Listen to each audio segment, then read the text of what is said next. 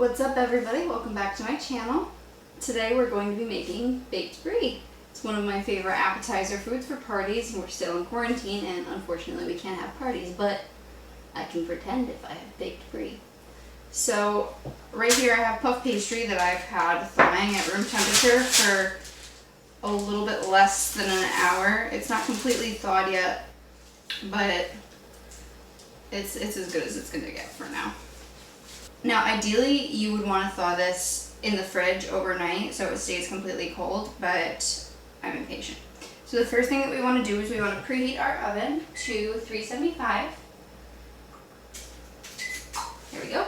I'm going to flip this and I'm just going to roll it out so it's a little bit thinner.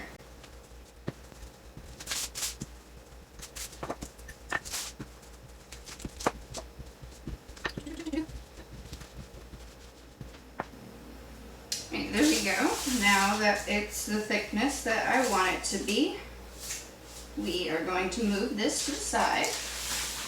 And I'm going to chop up some unroasted, unsalted pecans. Now, for the topping, you can really do anything that you want. You could use jam, you could use any kind of nuts, you could do any sort of combination of anything really. You just basically want something sweet to counteract the salty and tanginess of the cheese. So I'm just going to lightly chop these up.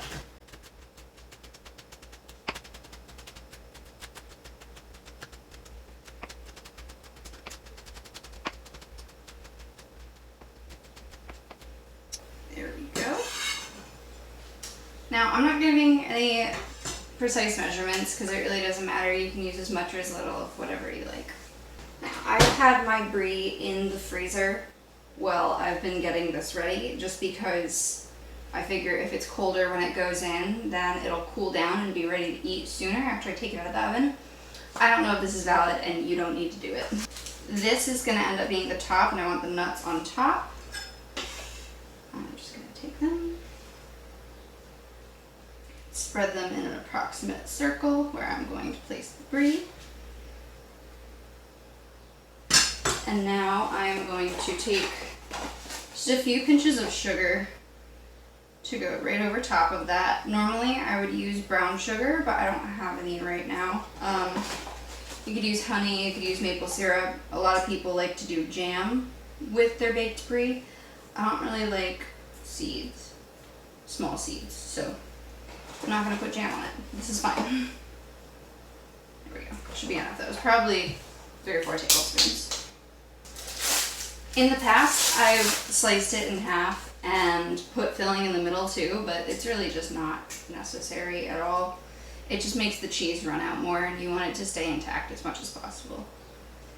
And you definitely don't want to cut the rind off. That's where all the flavor is. Okay. So now we're just going to put it on. And we're going to fold her up.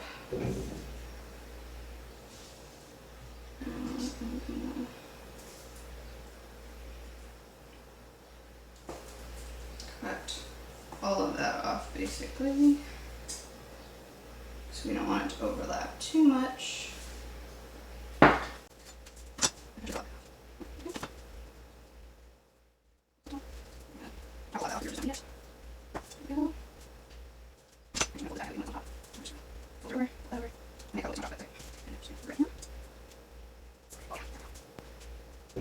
Okay, now we're just going to flip it right over. Just cut a little X in the top so steam can get out. Last but not least, I'm just going to brush it with an egg wash. Which is just an egg and a little bit of water. I don't have a pastry brush here, so I'm going to have to do it with my hand. Right, now I'm just going to lightly brush it. The egg wash is just so it browns nicely. It doesn't really do anything for flavor. You could do butter. I've done it with nothing before, but I want it to be pretty. Make sure you get all the sides.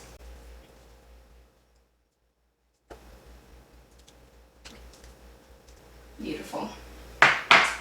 Now we're just going to pop this into the 375 degree oven for 20 minutes to 30 minutes. You just want it to be brown. There's nothing that really needs to be cooked. Now you can really do anything that you want with these scraps. You can save them for something else. I usually fold them up and do like faux croissants. I just bake them on the side and eat them, honestly, because they're delicious. So I'm going to stick this in the oven, and then we will be back when it's done. I can't wait. Alright, so here we are. I ended up baking it for a little bit more than half an hour.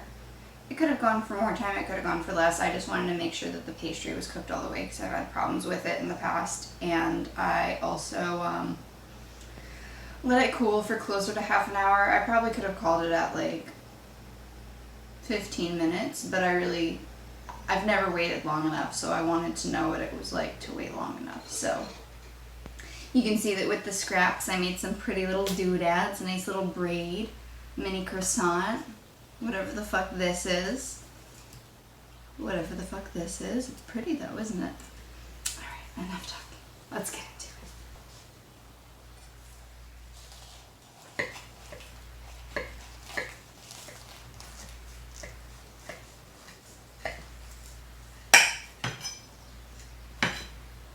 Oh, I'm so excited. I'm so happy.